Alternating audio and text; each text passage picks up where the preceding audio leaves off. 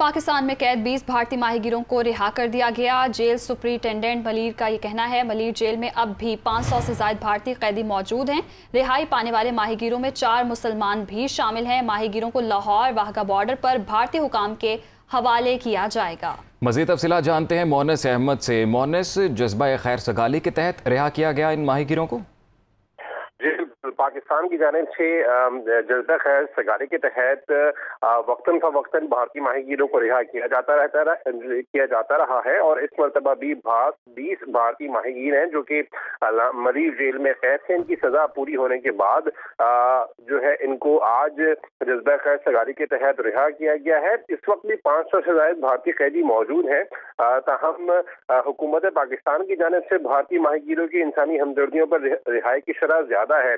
भारत को भी जो रिहाई पाने वाले जो माहीगीर हैं उनको आज मरीज जेल से अब तक चंद लम्हों कबल बस के जरिए लाहौर रवाना किया गया है, जहां से उनको वाघा बॉर्डर के जरिए भारत रवाना किया जाएगा और यकीनी तौर पे कल इनकी रवानगी मुतवक्के है।